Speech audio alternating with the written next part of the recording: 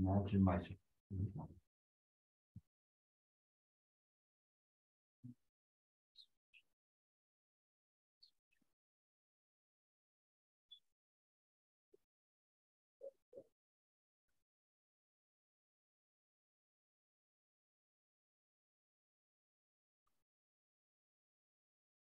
Take two. Imagine my surprise. I came back here and you're all gone. I thought you quit or became enlightened. You didn't take me with you. We'll do a little bit more. We don't have much time, but we'll do a little bit, and then in the evening we'll go to a even more interesting part of this. The question, again, we're still with Master Holmgren. If the true essence of sentient beings and Buddhas is the same, because I'm saying you have the same mind as the Buddhas, right? Then why is it the Buddhas are not subject to the laws of generation and extinction, but have incalculable pleasures and are autonomous and unhindered in their activities? So they have this, let's say, a good existence in comparison to us, while sentient beings have fallen into the realm of birth and death and are subject to various kinds of sufferings. So how is that fair? I tell you, you all have the Buddha mind. And you go, yeah, but I don't really feel like a Buddha. I feel like I'm getting kicked around. So the answer is, all the Buddhas of the 10 directions are enlightened to the Dharma nature and distinctly illuminate the mind. That is the source of all individual dharmas. Now, I'll break that down for you, because we don't just read things and then go to the next line. Maybe you picked up a little bit on that first read, but probably not that much, but it sounds good. So it sounds good to me. I'll go to the next one. What did it mean? I don't know. That's the way people read. We shouldn't do that. We should force ourselves to go back and read this again and again. I probably read this easily 20 times. If you really want to do work, this is what you do. Well, maybe 5 or 10 times. If you want to present it, you've got to read it 20 times. So it says all the Buddhas in all the 10 directions, mean wherever there's Buddhas, they're enlightened. Enlightened meaning they have a knowing. This is the knowing aspect of the mind. It is not in the same way as we have a knowing in an idea of duality, that it knows somebody, and it looks at him and says, I know you. But it says, I know you. But not talking to the person, but the mind, the heart. This is how it works. To each and every one of you, it's the same thing. So when said in this way, I know you, but you may not know me. We don't use the mind in the right way. We use it in a sense of duality instead of a sense of a community. But the community is one that has not a duality to it. So it says they're enlightened to the Dharma nature. The nature is how everything appears. Everything appears because it's created by the mind. This creation by the mind occurs from the Sanskrit word pratika samapada. Causes and conditions never fail. And in the sutras, causes and conditions never fail is not other than the Buddha mind.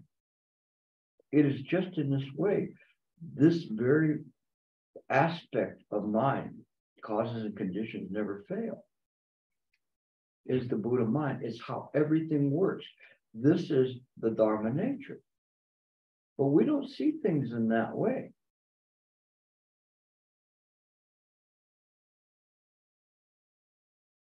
And distinctly illuminate the mind that is the source of all individual dharmas. So it distinctly illuminates. How can that be? There's a saying in the sutras saying that 10,000 dharmas, phenomena, known in a single moment. We cannot do that. We have a hard enough time just holding on to one before we switch to another. But can you imagine a mind that can hold 10,000 dharmas and, as they say, distinctly illuminate them? So they all could be illuminated at the same time. I used to think that this was baloney. I mean, I need to see things. I need to feel things. It's not something that I just accept. But it's possible. Not possible with the illusory sentient mind that works in a linear way. But mind itself is capable of this. It is what you naturally are bestowed with. But you exchange it for this baloney that sits here. You think that this is real, but it's not. It is real to the extent that it belongs to mind, real to the extent that it is a substance of mind, but it's phenomenal. It is impermanent. It doesn't last. But that which is listening to me right now, that's mine. You already have it. This is the part that is always held back from people when they talk about the Dharma. They just tell people to cross their legs and meditate and hope for the best. But if people knew that this very mind is the noble mind, that the mind of the Buddhists and the patriarchs are not different than this mind right now, sometimes called the ordinary mind or mundane mind, then it helps, because when you sit on that cushion, you know every time you sit, it's yours to lose. You start with it. It's a different orientation. Instead of trying to build up to get it, you have it now and you try not to lose it. It's different. So it says distinctly illuminate the mind that is the source of the individual dharmas. How could you not know your fingers, your body? It's the source. The mind created this. So this body knows it. Remember, I had mentioned earlier that the mind is intimate with everything. It can be intimate with the method, but it's intimate with all Dharma. Why? It's like a mother that is intimate with their child or children. It is in this way, the same way I'm intimate with you. I'm giving you a basic cable lesson, I'm giving you a profound lesson, and I'm giving you a very intimate, esoteric lesson. You just have to just kind of cruise through the channels and see what you want to listen to. But that's what it says, the source of all individual Dharma. It's clear about it. It doesn't see things as separate from it. There's no duality. the emptiness that they talk about in some ways is a misnomer. It is not the emptiness of things. It is the emptiness that there is nothing that is not mine. So if there is nothing that is not mine, then everything is empty in the fact that it's included. So it's an inclusiveness. But when we talk about emptiness the other way, it makes it look like everything has to disappear. It doesn't have to disappear. It's here in accordance with causes and conditions. It will disappear on its own in due time. We try to make thoughts disappear.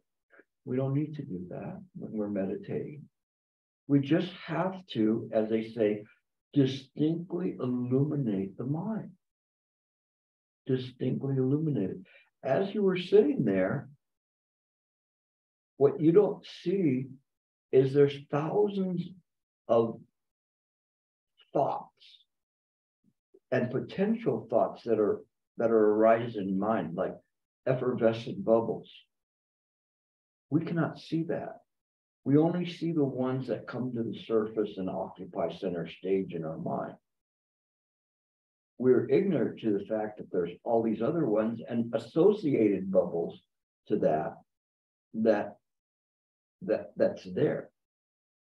So if we see the shape of a donut, an associated one goes, sweet, strawberry, whatever it is, Dunkin' Donuts, whatever, all of these associated factors come in and they just huddle around the center. But that's where our method occupies. It should be the center of attention. As the thoughts arise, they're coming up like bubbles. Let them go by. Let them go by. All you're doing when you're sitting there and all of these thoughts are percolating through, you're looking into mind. It's very interesting because we're looking right into the mind. So of course, we see these things in an instant that are present, bubbling up. Let them go.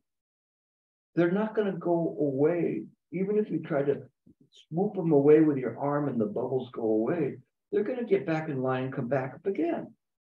The more you to move them, the more they're going to come back up. We don't understand that.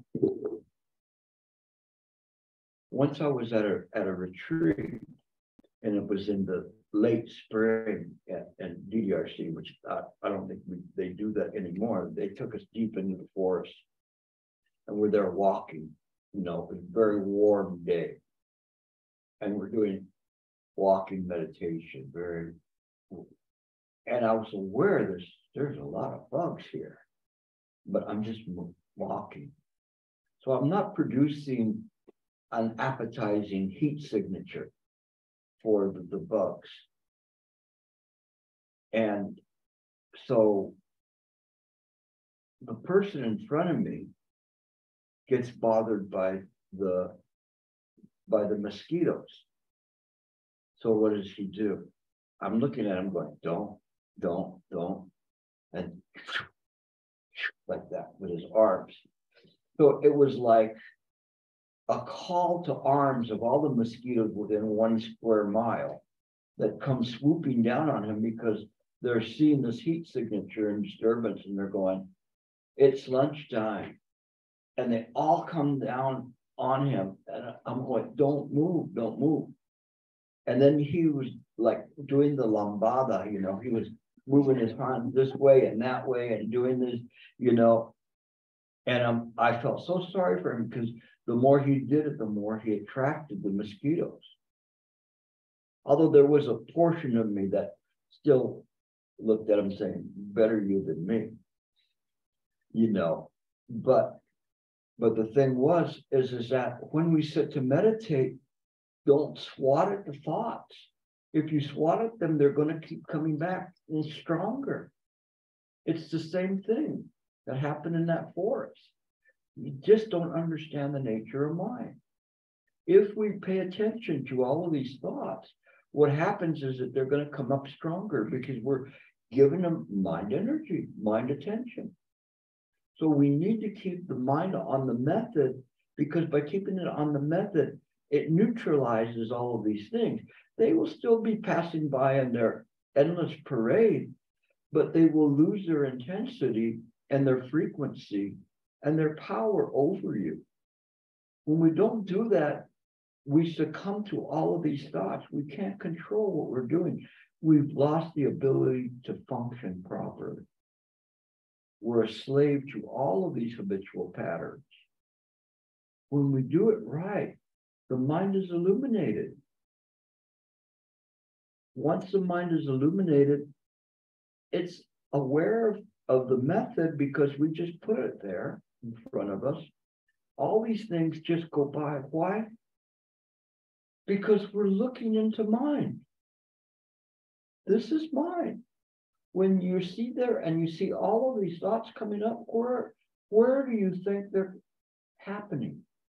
Where do you think they're occurring? In mind. So you become aware of them. You don't have to do anything to them.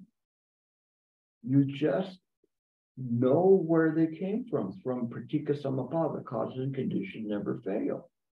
They're going to appear in your mind. It's okay. You just let them go by. Let them go by. But once we start chasing them, then we're off our cushion. Who knows where we're at? No. Where did Gilbert go? I think he's at Dunkin' Donuts. He's not on his cushion anymore. So that's probably where you'd find him. So wherever you frequent in your thoughts, that's where you're going to be.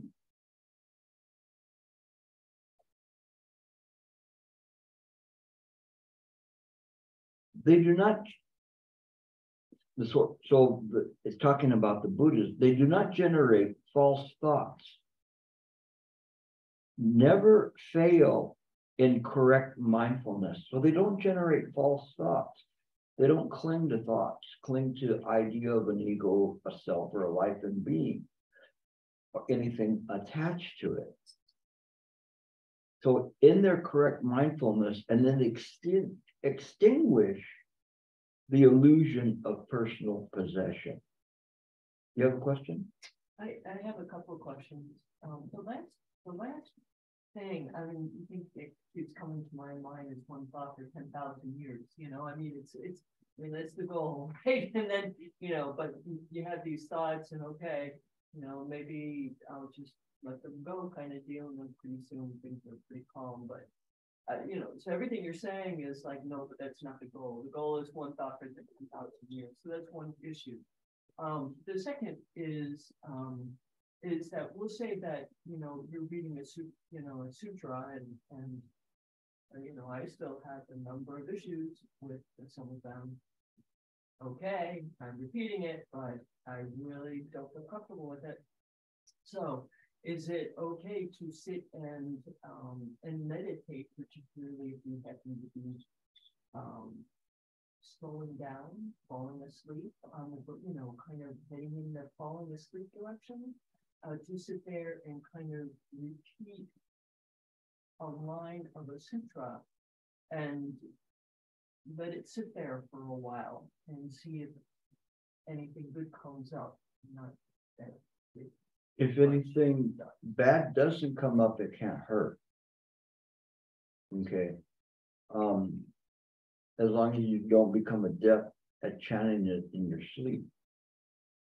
But the idea of one thought for 10,000 years is the same as 10,000 dharmas appearing in one thought.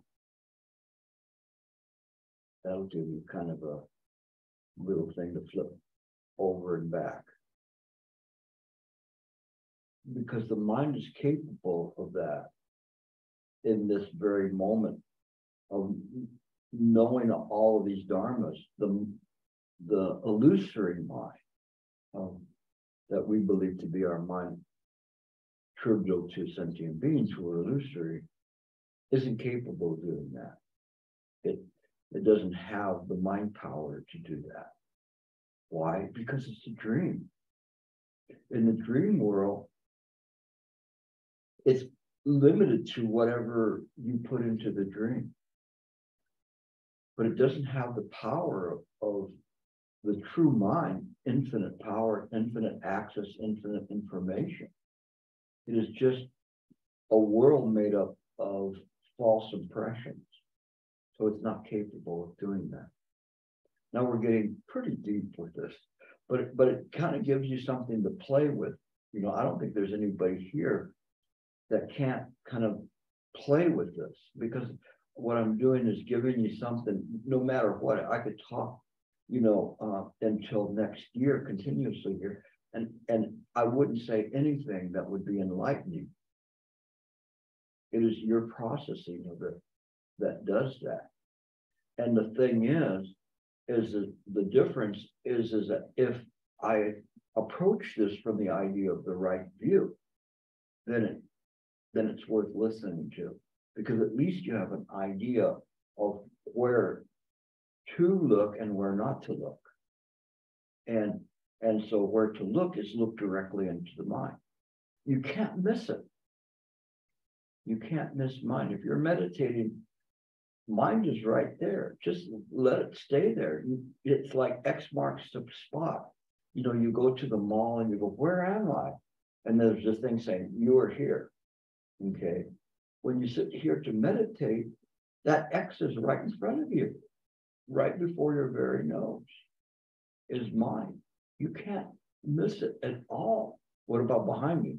It's there too. The sides is there. It doesn't matter.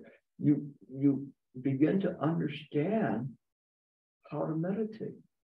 It's not in trying to acquire anything. This is what it's often presented as, even though it says there is no attainment.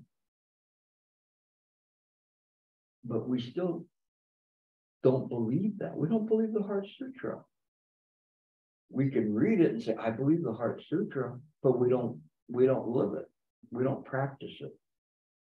But if we begin to practice the Heart Sutra, then we understand. We can see things as they really are. So it is in this way that we practice. If that works without interfering with the being in harmony with the true nature, then that's fine. Our problem is that we don't understand that our consciousness sometimes is not in harmony with the true nature. So we create things in our mind, whether they're aversions, I don't want to do this, or desires, I want to attain supreme enlightenment. When you really practice sincerely, it changes those four great vows that we talk about. I vow to attain, to deliver innumerable sentient beings, to cut off endless fixations, to master limitless approaches to Dharma, to attain supreme Buddhahood. What was cut off of that, those vows, what was cut off was this: I vow to deliver innumerable sentient beings of self-nature, to cut off endless vexations of self-nature, to practice limitless approaches to Dharma of self-nature, to attain supreme Buddhahood of self-nature. It's already all there. We don't see that. So when we make these vows, even though we may try to make them sincerely, we don't understand that it's already there. Those vows are for us to awaken to. Once awakened to, we go, we already got it. Now we got to just go around and just awaken everybody else of self-nature, because it's there. That is exactly what they're talking about here in this Dharma nature. And so in any case, let me read the last part, and then we'll let you loose to eat your food of self-nature. So he says, because of this, they're not subject to birth and death. Since they are not subject to birth and death, they achieve ultimate state of serene extinction. Serene extinction is just blowing out this world. Okay, I'll leave that up to you to see how that gets blown out. He says, make effort. If you can maintain awareness of your true mind. So now he's talking about true mind. Remember, he said fundamental mind. Now it's true mind, without generating false thoughts or illusions of personal possession. So anything that you feel belongs to you, which is a duality, then you will automatically be equal to the Buddhas. You're already in. Not bad. It's finished. That's all you have to do. Now, the next question, they bump it up a notch. But we'll get to that after we eat, okay? Time to eat, right? Okay.